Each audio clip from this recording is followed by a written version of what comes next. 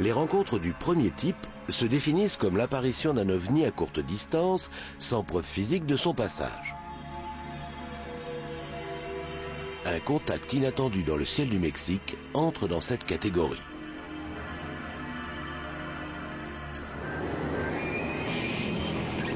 En début d'après-midi, le 5 mars 2004, un appareil de surveillance de l'armée mexicaine était en mission de routine, la recherche de passeurs de drogue, quand il a soudain enregistré la présence d'une série d'objets non identifiés, 11 au total.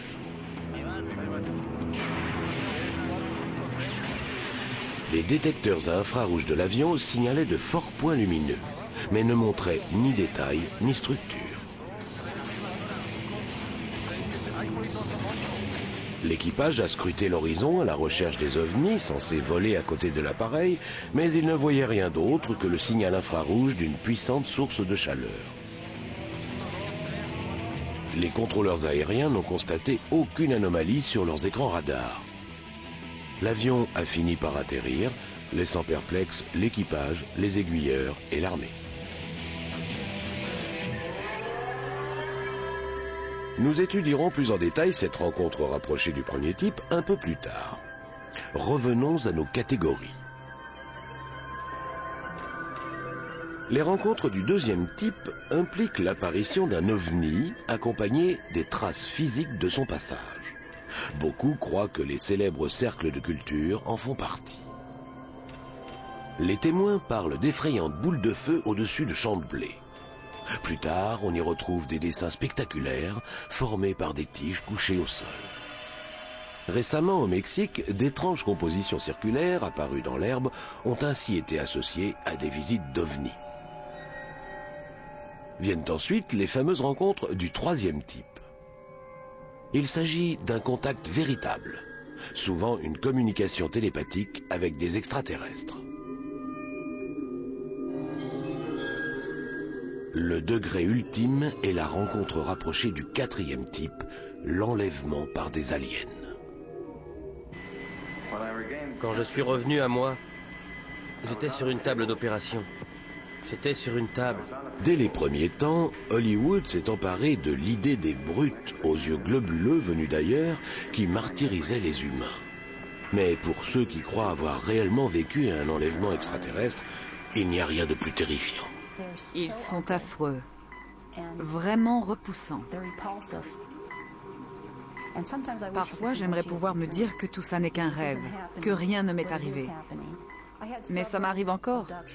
J'ai été enlevée plusieurs fois dans mon enfance, à un très jeune âge. Ça commence au berceau et ça finit dans la tombe. C'est comme ça que ça se passe. Une fois que vous êtes intégré dans leur programme, c'est pour la vie. Pam est une patiente du professeur David Jacobs, qui aide les victimes supposées d'enlèvement à recouvrer la mémoire grâce à l'hypnose. C'est un sujet d'étude en marge de la marge. Pour un universitaire, ce n'est pas vraiment un bon plan de carrière.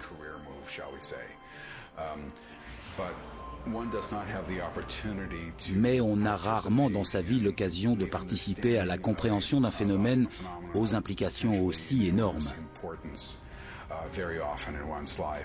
Le professeur Jacobs estime qu'au moins 5 millions d'Américains ont été enlevés par des aliens. Il a entendu les récits de centaines de témoins, tous quasiment identiques. Je suis en train de dormir. Je sens que tout est immobile dans la chambre. Parfois, j'ai une sensation de netteté. Je ne sais pas le décrire autrement. Mais l'atmosphère change. Puis j'entends un bourdonnement, une espèce de comme ça, en continu. Ensuite, je vois une lumière et je distingue des silhouettes. Les sujets disent aussi être incapables de bouger, comme paralysés. Soudain, quelqu'un ou quelque chose s'approche d'eux et les fait léviter. Souvent, ils volent à travers une fenêtre fermée.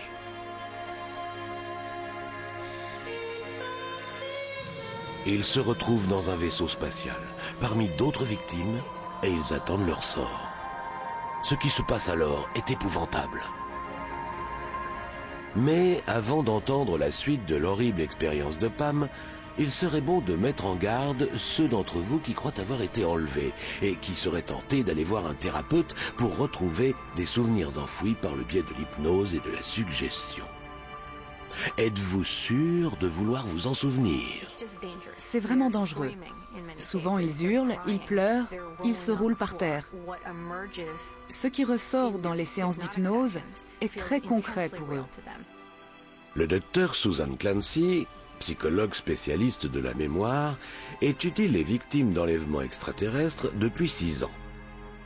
D'après elle, les séances ne servent pas à retrouver des souvenirs, mais à en créer. Toutes les victimes avec lesquelles j'ai travaillé ont obtenu leurs souvenirs par hypnose ou par ce qu'on appelle l'imagerie mentale. Je ne connais personne qui se soit souvenu spontanément d'avoir été kidnappé par des aliens. Les victimes paraissent souvent rationnelles et équilibrées. La plupart ont tout à fait conscience que leurs histoires sont invraisemblables. Mais comme elles le disent elles-mêmes, pourquoi voudraient-elles se rappeler des événements aussi pénibles? Pour répondre à cette question, nous allons plonger dans le psychisme humain et trouver des solutions biologiques surprenantes.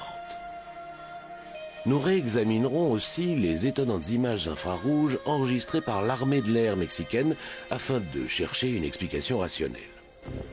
Mais commençons par le début. D'où vient cette obsession pour les ovnis?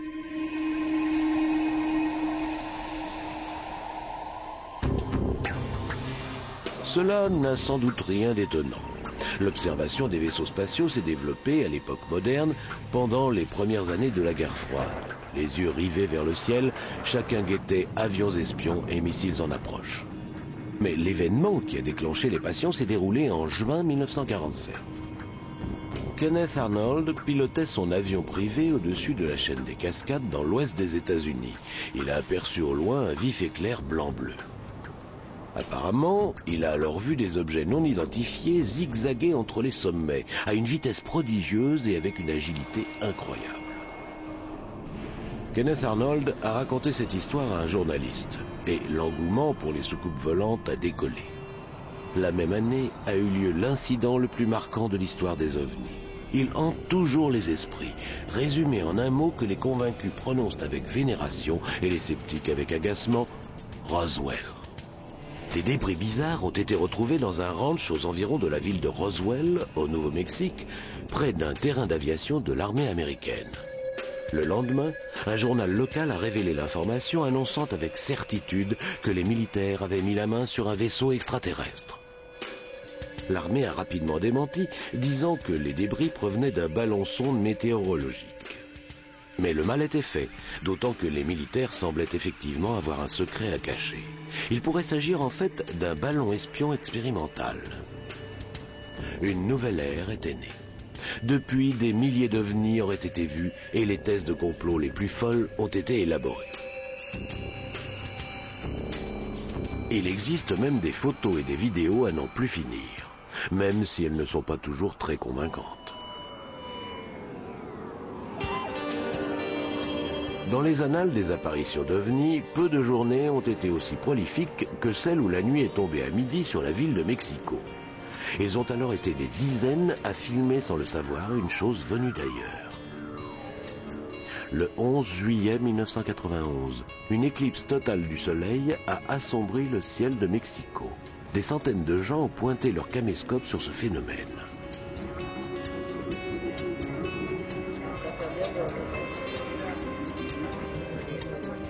Pour l'ufologue Guillermo Arreguín, c'était un spectacle extraordinaire. Je suis monté sur le toit de l'immeuble pour filmer cet événement. J'ai vu une lumière qui brillait dans le ciel, alors j'ai fait le point dessus avec ma caméra. J'ai compris que j'étais en train de filmer un ovni qui se balançait. Ce n'était pas une planète ou une étoile. Guillermo Arreguín n'est pas le seul à avoir enregistré de telles images. Sergio Fuentes observait l'éclipse avec sa famille quand il a lui aussi tourné l'objectif vers le ciel. Ma femme et mes enfants me disaient que je ne devais pas regarder le soleil directement sans protéger mes yeux. Je les ai écoutés tout en essayant de continuer à filmer tout ce qui se passait. Je tenais le caméscope fermement pour qu'il reste sur le soleil. Plus tard, en visionnant la cassette, Sergio Fuentes a découvert avec stupeur qu'il avait filmé un ovni. Pendant les jours qui ont suivi, De nombreuses personnes ont signalé la soucoupe volante et les médias se sont emparés de l'affaire. Journaliste d'investigation connu dans tout le pays, Jaime Maussan a présenté une émission de télévision de 10 heures sur le sujet, avec une discussion autour de ses visions. Il a demandé aux téléspectateurs de revoir les images qu'ils avaient tournées avec leur caméscope. Quand j'ai présenté cette émission, beaucoup de gens ont appelé pour dire qu'ils l'avaient vue. On voit nettement un objet brillant à l'aspect métallique et une ombre noire au-dessous. Une espèce de grand disque argenté.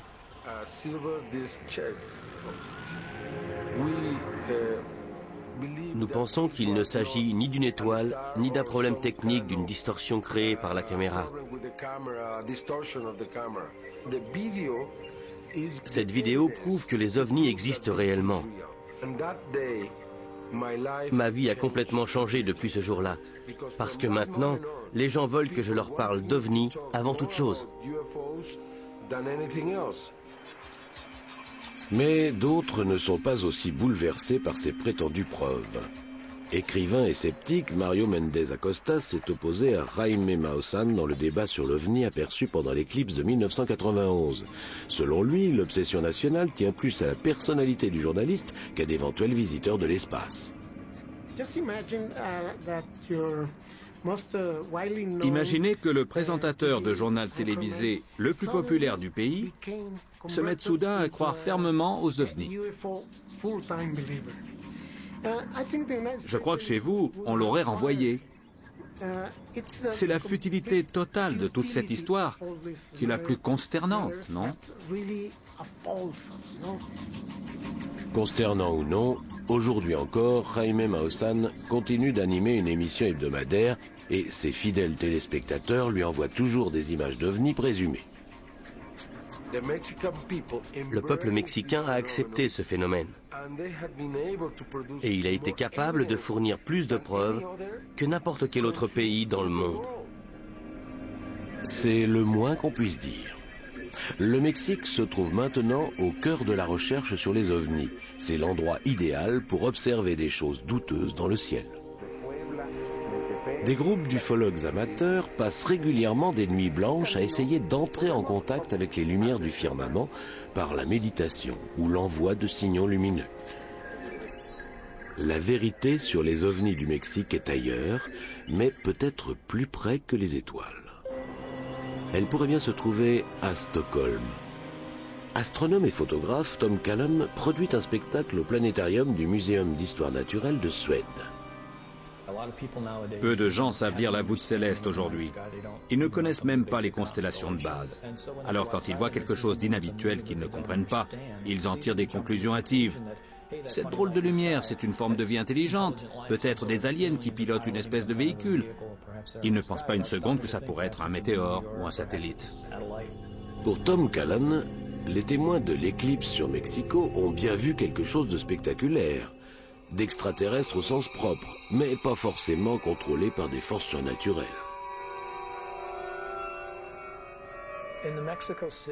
Dans les images de Mexico, le ciel est assombri par l'éclipse qui a commencé. On voit quelques nuages, puis la caméra zoome sur cet objet. Un logiciel vendu dans le commerce permet d'établir un graphique du ciel à n'importe quelle date et depuis n'importe quel point de la planète. Tom Callan s'en sert pour recréer les événements survenus à Mexico en ce jour fatidique. Voilà le soleil sur le point d'être éclipsé par la Lune. Avec le logiciel, je vais accélérer le temps pour avancer 30 fois plus vite que la vitesse normale et vous verrez ce qui s'est passé pendant l'éclipse. L'ordinateur simule le passage de la Lune devant le soleil. Le ciel s'obscurcit et plusieurs corps célestes se mettent à briller. À l'endroit exact où les gens ont filmé l'OVNI, bingo, un objet particulièrement lumineux apparaît. Ici, on voit très nettement la planète Vénus. Je mettrai ma main à couper que c'est ça l'objet que les Mexicains ont filmé ce jour-là. Vénus, la deuxième planète après le Soleil, est aussi le point le plus brillant dans le ciel après le Soleil et la Lune. Mais pourquoi ressemble-t-elle tant à l'image floue d'un vaisseau extraterrestre ? Tom Callan pense que c'est la caméra, en voulant faire le point sur un objet très brillant mais très lointain, qui a créé l'effet d'une soucoupe en 3 dimensions. Voici Vénus dans le ciel, ça ressemble vraiment à l'image agrandie d'une planète. Maintenant, voici un très gros plan. Cette image a été considérablement ralentie et on voit que le mouvement de la caméra crée certains effets. Cette ligne noire n'est pas une ombre. Ce qu'on voit là, c'est un effet de la caméra. Ça donne juste un côté mystérieux à un corps céleste parfaitement ordinaire. Mais pas si vite. Tous les ovnis aperçus au Mexique ne peuvent pas être des corps célestes parfaitement ordinaires. Prenez par exemple cet objet étonnant qui plane près d'un volcan en activité, le Popocatépetl. Ce n'est manifestement ni une planète, ni une étoile. Et il ne bouge pas comme un avion. Il a été filmé par un architecte, Mario Ramirez, qui habite au pied du volcan. Comme beaucoup de ses concitoyens, il pense que l'activité volcanique attire les ovnis au Mexique. Il dit même avoir vu toute une flotte de vaisseaux entrer dans le cratère en 1988. J'ai vu une soucoupe gigantesque d'environ 300 mètres de diamètre. Il y avait beaucoup de lumière et de hublots dessus. Elle tournait sur elle-même, puis elle s'est dirigée vers le volcan. Je les ai vus entrer et sortir par groupes de 30. Ils volaient à une vitesse incroyable vers l'espace. Ils vivent au cœur du volcan.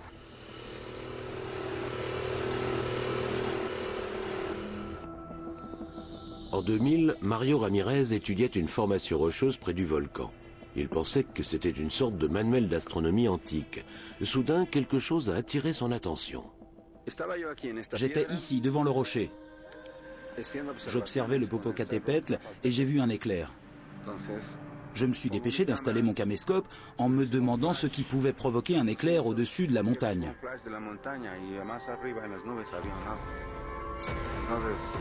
Les images que l'architecte a enregistrées semblent montrer un objet flotter au-dessus de la montagne, au loin. J'ai levé les yeux et j'ai vu un ovni au milieu des nuages. J'ai cru qu'il cherchait à communiquer avec moi. L'objet reste dans les airs pendant près de 2 minutes avant de disparaître derrière le sommet. Qu'en pense notre rabat-joie, Tom Callen ? La vidéo du volcan m'a tout l'air d'être une image agrandie de ce qui est vraisemblablement un gros oiseau. Si l'on regarde bien, il semble battre des ailes. Ou en tout cas, il y a des protubérances qui s'agitent. Ce n'est pas le genre de choses que je m'attends à voir sur un véhicule extraterrestre, quel qu'il soit. Bien sûr, tous les cas d'objets volants non identifiés ne sont pas de simples méprises. Certains sont manifestement des effets spéciaux peu sophistiqués, voire des plats à tarte jetés en l'air.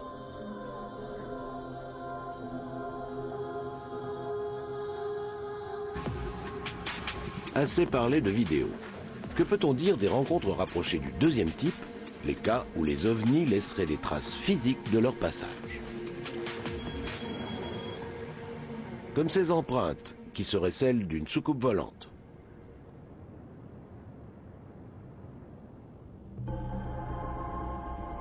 En septembre 2004, plusieurs ronces sont apparues sur un petit jardin isolé près de Guadalajara. Le propriétaire du terrain a fait appel à un architecte ufologue, Daniel Dominguez, pour que son équipe mène l'enquête. Ils ont passé plusieurs nuits à observer la pelouse et, bien évidemment, une sphère de lumière a surgi. Elle est passée juste au-dessus de nos têtes et son intensité s'est amplifiée. Puis la lumière a diminué et elle a continué sur sa trajectoire. Daniel Dominguez prétend que la lumière a transformé l'herbe comme aucun outil fabriqué par l'homme n'aurait pu le faire. Pendant 4 semaines, son équipe a tracé un plan des cercles et mesuré leur croissance. Elle a aussi prélevé des échantillons de terre pour vérifier la présence de radiation. Dominguez est persuadé que ce sont elles qui ont formé les ronds.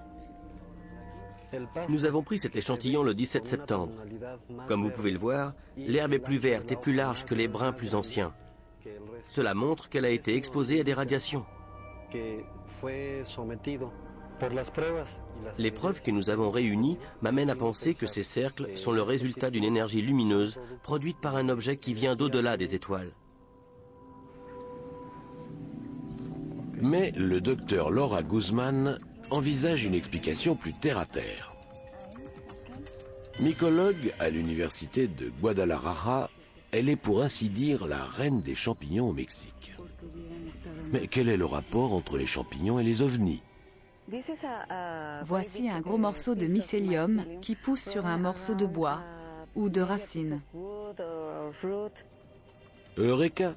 Du mycélium de champignons. Mais encore. Le mycélium se développe autour d'un point central, formant des ronds, souvent appelés cercles d'effet. Certains champignons tuent l'herbe à l'intérieur de l'anneau, mais d'autres la fertilisent, la rendant plus verte et plus fournie que l'herbe alentour.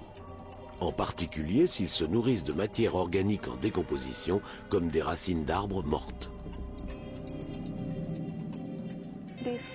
Ces morceaux de bois stimulent la croissance des champignons.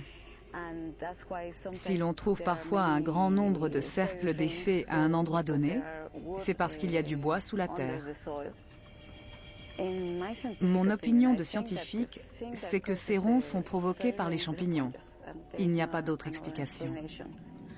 Cependant, plusieurs milliers d'espèces de champignons poussent dans la terre et une cinquantaine seulement produisent des cercles.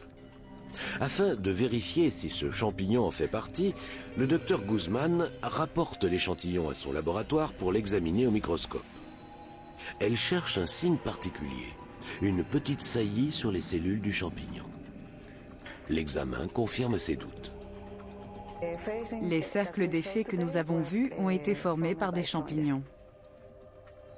Pourtant, Daniel Dominguez affirme que les ronds proviennent de radiations émises par un ovni. Le docteur Guzman a fait procéder à un test sur l'échantillon.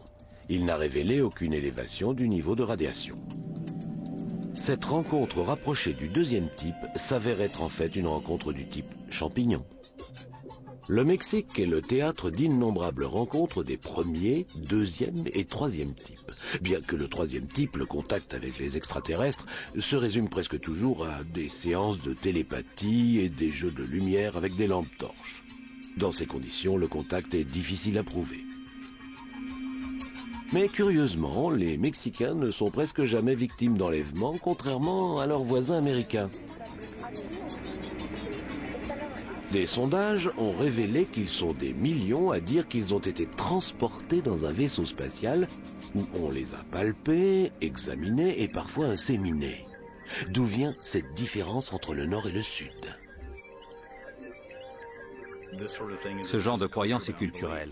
En théorie, si des extraterrestres enlèvent réellement des terriens, ils n'ont pas de raison de se contenter des Américains. Ils enlèveraient vraisemblablement tout autant des Mexicains, des Brésiliens ou des Portugais. Je serais la femme la plus heureuse au monde si l'on me disait que rien de tout ça n'est vrai, que ça s'explique de telle ou telle façon. Je serais ravie. Malheureusement, ça m'arrive depuis trop longtemps. Mais avant de nous pencher sur le monde terrifiant des enlèvements extraterrestres, revenons à l'étrange incident enregistré par les détecteurs infrarouges d'un avion de l'armée mexicaine. Une dizaine d'objets non identifiés que les militaires n'ont pas su expliquer. Est-ce la preuve irréfutable de la visite des aliens? Par ce fameux après-midi de mars 2004, une mission de routine a été interrompue par les efforts effrénés de l'équipage pour identifier des objets qui semblaient voler parallèlement à l'appareil. Invisible au radar et à l'œil nu, il n'était révélé que par les détecteurs infrarouges. L'armée mexicaine a rendu public l'enregistrement infrarouge de cette rencontre paranormale. La nouvelle a fait sensation. Le capitaine Alejandro Franz, membre du groupe mexicain de recherche sur les ovnis Halcyon, a décidé de mener une enquête privée. Il est à la fois convaincu et sceptique. Il pense que des ovnis sont bienvenus sur Terre, mais que les chercheurs doivent exclure toute autre explication avant d'arriver à cette conclusion. J'enquête sur ces phénomènes parce que, dans presque 90% des cas, ce ne sont pas des ovnis. Ce sont des objets fabriqués par l'homme, des planètes, des astéroïdes ou bien d'autres choses que l'on peut tout à fait identifier. Pilote de formation, le capitaine Franz veut reproduire le vol de l'avion militaire. Puis, à l'endroit où l'appareil a croisé les ovnis, il effectuera un virage dans leur direction. Il pense que les objets en question sont peut-être toujours là. L'avion décolle de Villahermosa et monte à 3350 mètres, cap à l'est.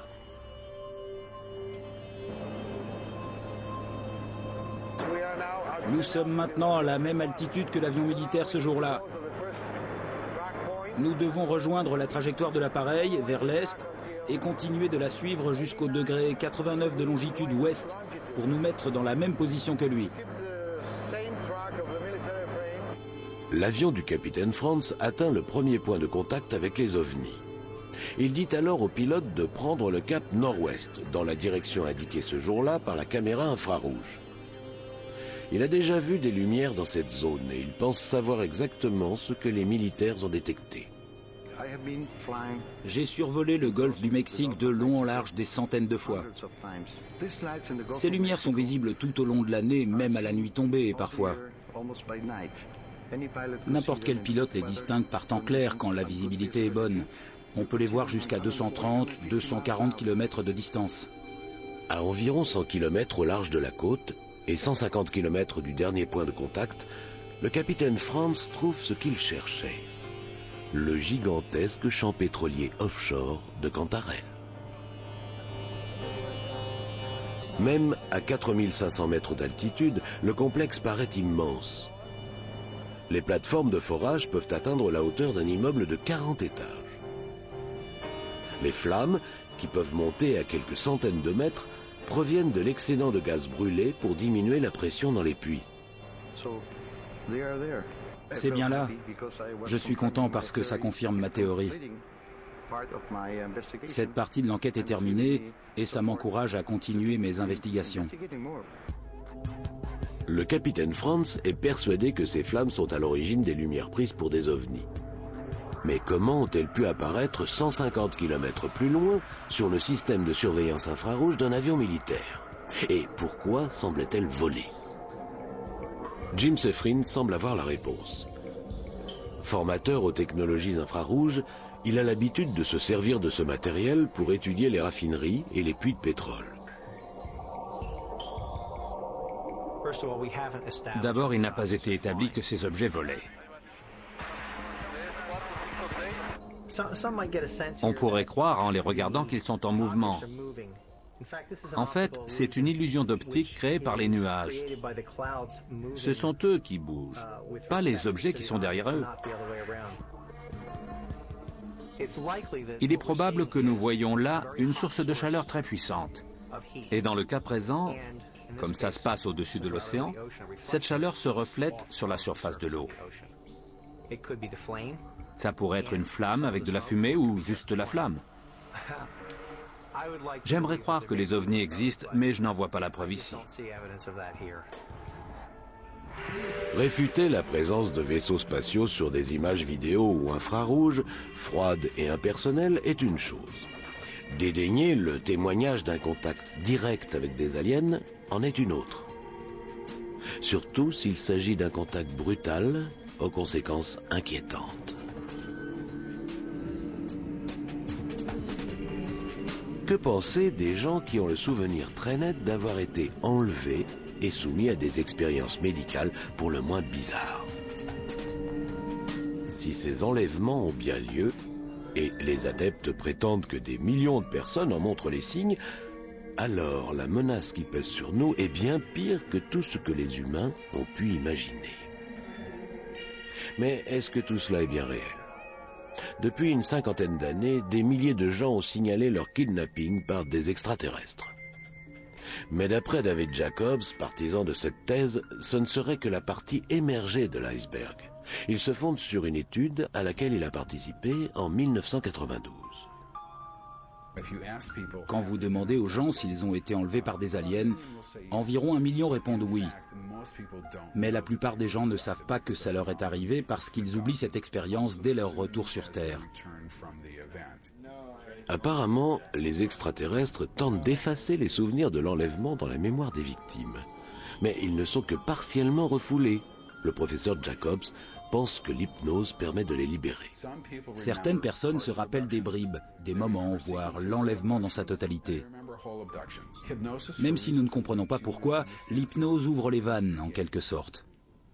Soudain, la mémoire à long terme revient, et des souvenirs refont surface, bizarrement pour la première fois. Pour eux, le seul moyen de se remémorer cette expérience, c'est de se relaxer et de se concentrer. Ça demande un certain état psychologique. Les souvenirs des différentes victimes sont étonnamment proches. L'exemple de Pam est typique. Elle se réveille dans son lit, paralysée. Des petits êtres gris l'emmènent dans leur vaisseau, où elle retrouve d'autres victimes dans une salle d'attente. Souvent, je regarde autour de moi et je me dis que les gens qui attendent avec moi ont l'air complètement dans les vapes. Le professeur Jacob me rétorque qu'ils se disent probablement la même chose en me voyant. Parfois, on leur fait la classe. D'autres fois, il y a des examens physiques ou pire encore. Les petits gris sont juste là pour nous escorter. Ce sont de petits bonshommes avec de très grands yeux. Ils sont tout maigres. Les autres sont pareils, mais en plus grand et plus intellectuels.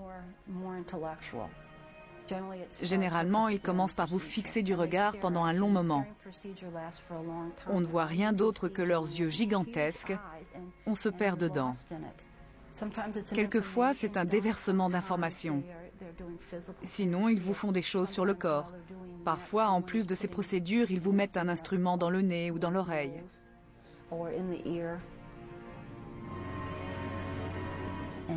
Et ça peut vous faire très mal.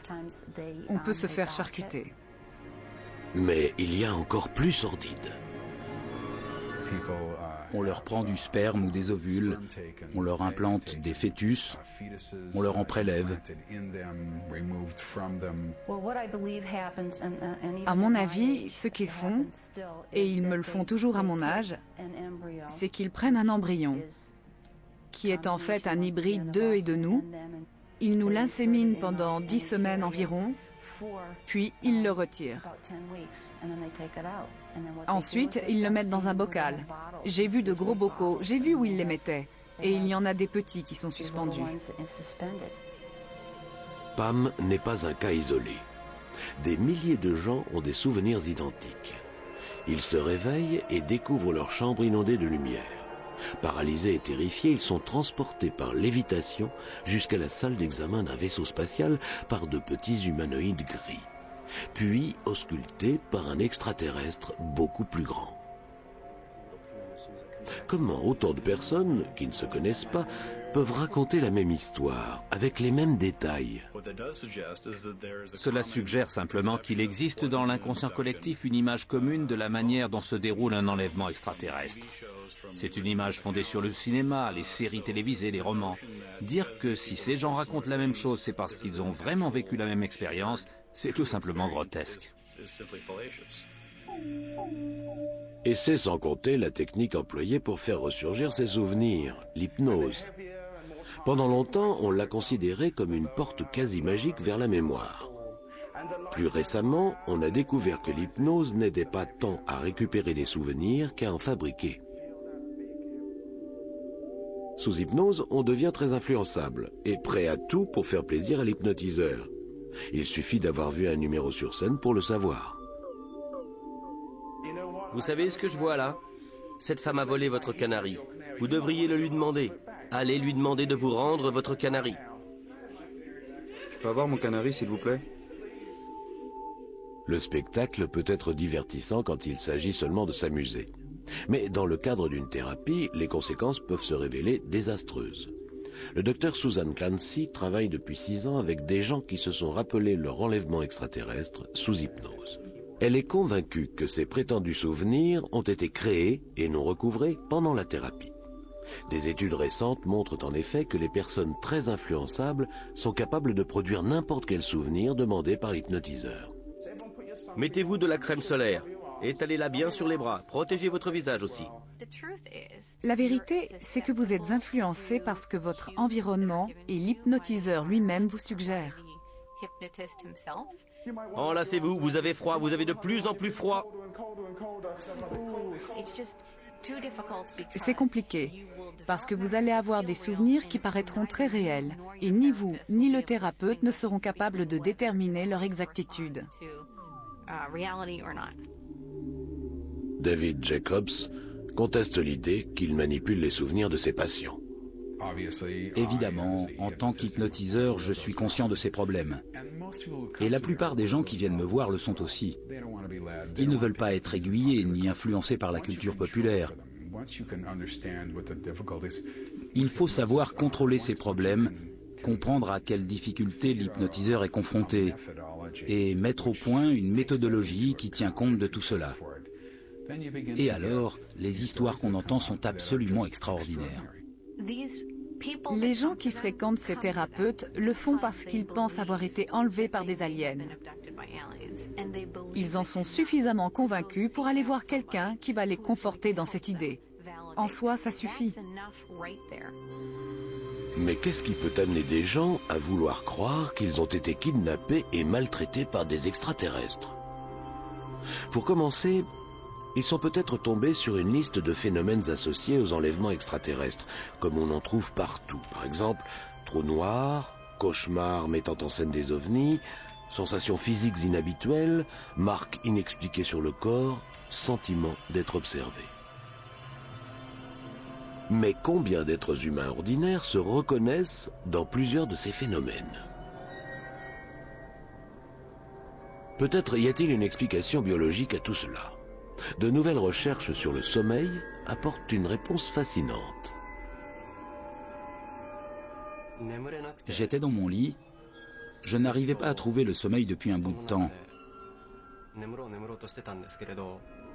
Tout à coup, mon corps entier s'est raidi. J'étais toujours conscient, mais je n'arrivais plus à bouger. J'ai senti une présence près de moi, puis j'ai eu l'impression qu'il y avait quelque chose à mes pieds. J'ai vu une apparition, comme une vieille femme pâle penchée sur moi, qui me dévisageait.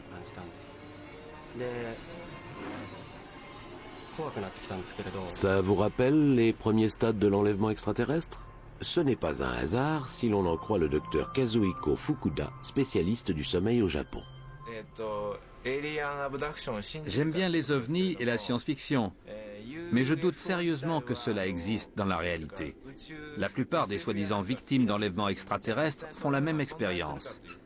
Elles se réveillent au milieu de la nuit, se rendent compte qu'elles ne peuvent plus bouger et sentent une présence dans la chambre, une présence extraterrestre. Ces phénomènes s'expliquent tous par la paralysie du sommeil.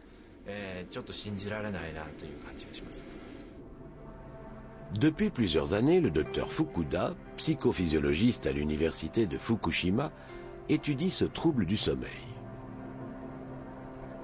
Au Japon, il est couramment désigné par le terme kanashibari, qui signifie prisonnier du métal, une référence à la terrifiante impression d'immobilité qu'il entraîne. Il survient pendant la phase de sommeil paradoxal, celle où l'on rêve. Notre cerveau neutralise alors temporairement notre capacité à bouger, afin que nous ne risquions pas de mettre en scène nos rêves et de nous faire mal. Le cerveau est une machine ingénieuse. Mais s'il ne parvient pas à se rebrancher au moment où l'on émerge du sommeil, on se réveille avec la sensation d'être paralysé. Dans son laboratoire de sommeil à l'université, le docteur Fukuda tente de reproduire la paralysie du sommeil. Il pose des électrodes sur le crâne des sujets pour contrôler l'activité du cerveau pendant le sommeil. On remarque une grande différence entre les ondes cérébrales d'un sujet qui rêve pendant un sommeil paradoxal normal et celle d'un sujet en état de kanashibari. Nous avons constaté que l'état de kanashibari pendant le sommeil paradoxal se rapprochait beaucoup de l'état de veille. Donc, une personne qui fait l'expérience de la paralysie du sommeil croit être éveillée. Quand les sujets atteignent le bon stade du sommeil paradoxal, quelque part entre les rêves et l'éveil, le docteur Fukuda les interrompt. Il leur demande alors ce qu'ils ont ressenti juste avant de se réveiller. Beaucoup disent qu'ils étaient en train de rêver, et certains décrivent une expérience compatible avec la paralysie du sommeil. Mes mains ne bougeaient plus, j'avais l'impression d'être paralysée. Il y a des gens qui ont des hallucinations. Par exemple, ils sentent un poids sur leur poitrine ou sur leur estomac. Ils ouvrent les yeux et ils voient quelque chose assis sur eux ou debout à leurs pieds. Certains entendent des sons étranges ou ils ont parfois l'impression de flotter. Le docteur Clancy trouve les recherches du docteur Fukuda plus que convaincantes. En 6 ans d'études, chacun de ces sujets est arrivé à la conclusion qu'il avait été enlevé après avoir décrit une expérience comparable à celle de la paralysie du sommeil. Vous vous réveillez en pleine nuit, incapable de bouger. Alors vous croyez être paralysé, mais vous voyez et vous entendez tout ce qui se passe. Les gens disent avoir aperçu des silhouettes indistinctes dans la chambre ou avoir eu l'impression de léviter. L'activité onirique se poursuit en quelque sorte dans votre phase d'éveil et vous avez l'impression que ce dont vous rêviez existe réellement et c'est là, dans votre chambre. Comme le remarquent les docteurs Clancy et Fukuda, l'interprétation des phénomènes de la paralysie du sommeil reflète la culture des personnes concernées. Le kanashibari est bien connu au Japon. Au XVIIIe siècle, les Anglais craignaient un démon qui attaquait les femmes dans leur lit, alors qu'elles n'arrivaient pas à bouger. À Terre-Neuve, ce trouble est décrit comme une horrible vieille sorcière appelée Old Hag, qui s'assoit sur le buste du dormeur. En Chine, on le connaît depuis des siècles sous le nom d'oppression des fantômes. À Zanzibar, c'est un démon appelé Popobawa. Pour les Américains d'aujourd'hui, qui baignent dans une culture obsédée par les ovnis, il est sans doute naturel d'interpréter une paralysie du sommeil comme un enlèvement extraterrestre. Mais la question reste posée, qu'a-t-on à gagner à croire à quelque chose d'aussi terrifiant ?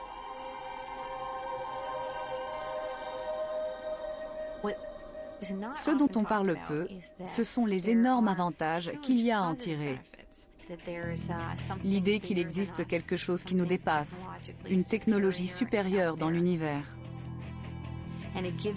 Ça aide les gens à relativiser leur existence, leur raison de vivre et le monde qui nous entoure. C'est un point très positif que les chercheurs dans ce domaine ont négligé jusqu'à présent. Ils restent sourds aux avantages que l'on peut tirer de ces expériences. Les rencontres rapprochées de tout type semblent de plus en plus fréquentes comme une véritable épidémie. Mais cela veut-il dire qu'elles sont authentiques? Si les extraterrestres tiennent tant à être vus, pourquoi n'atterrissent-ils pas sur la Maison Blanche ou au Vatican? Si au contraire ils ne veulent pas que l'on connaisse leur existence, n'ont-ils pas les moyens de se cacher? Leur technique pour effacer les mémoires ne devrait-elle pas être invulnérable à nos méthodes primitives d'hypnose? Cela dit, comment autant de gens pourraient-ils se tromper? Leur programme a un objectif qui, d'après ce que l'on sait, est l'intégration dans la société humaine.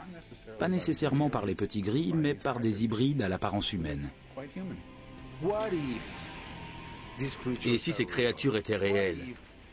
Si toutes ces vidéos montraient que notre planète est sous surveillance? On a vraiment intérêt à garder l'esprit ouvert. Le manque évident de preuves m'amène à penser que les gens qui croient aux ovnis et aux enlèvements extraterrestres sont influencés par la culture.